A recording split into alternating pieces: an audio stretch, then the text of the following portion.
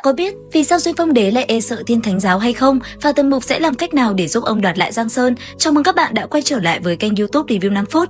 Ngay bây giờ, hãy cùng mình đến với những diễn biến hấp dẫn nhất trong tập 97 Mục Thần Ký nhé. Ở cuối tập trước, ngay khi nghe Kiếm Đường báo rằng kinh thành đã chuẩn bị thỏa đáng, Tần Mục thẳng thắn khẳng định, Đại Lôi Âm Tự và Đạo Môn triệt tiêu được Hoàng đế, Thiên Thánh Giáo ta cũng hoàn toàn có thể làm được điều đó. Dứt lời, hắn lập tức dẫn theo Duyên Phong Đế cùng vợ chồng quốc sư tiếp tục khởi hành tiến về kinh thành với Kiếm Đường theo sát hộ tống bên cạnh. Càng đến gần kinh thành, mật thám xuất hiện càng dày đặc. Cùng lúc đó, sứ đoàn các nước và nhân sĩ thuộc các tông phái kéo đến tham dự đại điển đăng cơ cũng ngày một đông đúc hơn. Theo lời Kiếm Đường, sở dĩ có được sự ủng hộ lớn như vậy là do thái tử đã chủ động hoàn trả toàn bộ đất đai từng chiếm đóng, hứa hẹn bồi thường chiến phí, đồng thời bãi bỏ luôn cả quy củ bắt ngoại bang phải xưng thần. Nhờ đó, các nước lâm bang đều đồng thanh ca tụng thái tử là bậc minh quân trăm ngàn năm khó gặp của Duyên Khang. Không những thế, thái tử có mở rộng cửa mời đông đảo nhân sĩ các môn phái đến dự đại điển. Đồng thời, có nguồn tin tiết lộ rằng ngay trong ngày đăng cơ, hắn sẽ hạ chiếu tội kỷ để tự mình gánh hết mọi tội danh trời giận, người hờn trong suốt mấy chục năm biến pháp Duyên Khang, công khai nhận tội chức thượng thương nhằm đổi lấy sự an bình cho bách tính. Nghe những lời này, Tần Mục không khỏi cảm thán rằng Tân Hoàng đế thật lợi hại, nước đi này vô cùng tàn độc, bởi toàn bộ thành quả biến pháp dòng dã của quốc sư và Duyên Phong Đế sẽ bị một tờ văn thư này phủ nhận sạch trơn.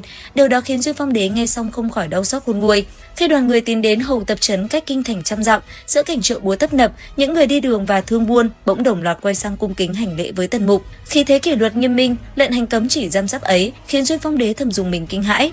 Thấy vậy, quốc sư liền lên tiếng trấn an rằng Thiên Thánh Giáo lập phái suốt 2 vạn năm qua chưa từng có bất kỳ vị giáo chủ nào có dạ tâm xưng đế. Khi cả nhóm đến trước cổng kinh thành, đứng từ xa nhìn cấm vệ quân gác cổng thành canh phòng nghiêm ngặt nghênh đón lễ đăng cơ, Duyên Phong Đế lo lắng không biết làm cách nào để lọt qua tầng tầng lớp lớp kiểm soát. Thế nhưng Tần Mục chỉ thản nhiên dẫn cả nhóm đi thẳng qua cổng lớn. Đáng nói là binh lính gác cổng lại xem như không thấy, để mặc cả đám nghiễm nhiên đi vào. Khi biết được không chỉ những tiểu thương ngoài chợ mà cấm vệ quân hoàng thành cũng là người của Thiên Ma Giáo, Duyên Phong Đế không khỏi có chút nghi kỵ. Vào đến bên trong, Tần Mục lấy 2 viên thuốc chữa thương giao cho hoàng đế và quốc sư khôi phục thể trạng, rồi thẳng tiến về phía hoàng thành để theo dõi đại điển đăng cơ và lễ tế trời của thái tử. Lúc này, tại thiên đàn, không khí cực kỳ trang nghiêm nhưng cũng đầy kỳ quái. Linh Ngọc Hạ khoác hoàng bào uy nghiêm tiếp nhận sự bái lễ của văn võ bá quan, trong khi sứ tiết các nước cùng tông chủ các môn phái đứng trang nghiêm bên cạnh quan lễ. Sau những nghi thức rườm rà kéo dài tới tận trưa, Linh Ngọc Hạ bắt đầu dẫn đầu bá quan, hậu cung, sứ tiết cùng thủ lĩnh các tông phái tiến về thiên đàn để làm lễ tế trời.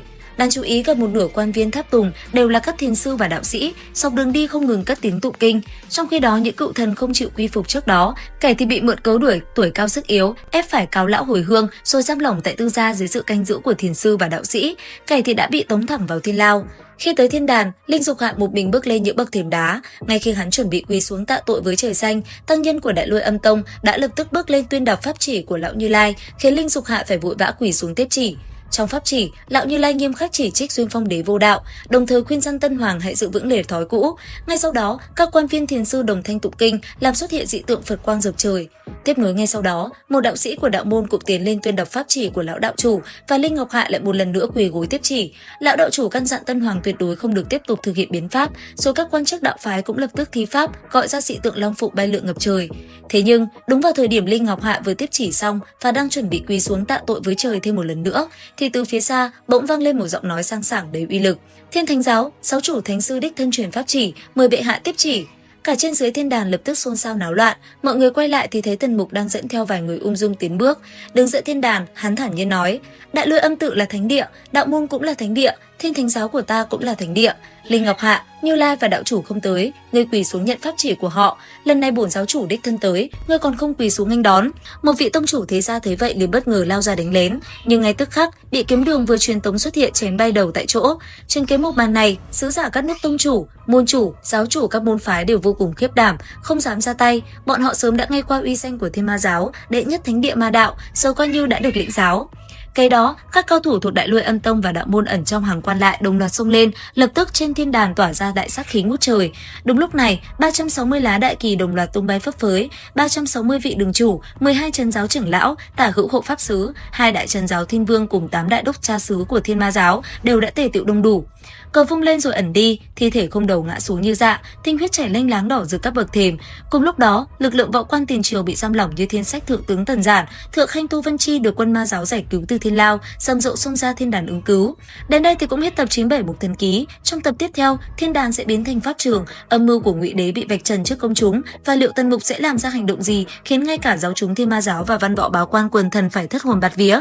Theo dõi kênh YouTube Review 5 phút để biết thêm chi tiết nhé. Bây giờ thì xin chào và hẹn gặp lại các bạn.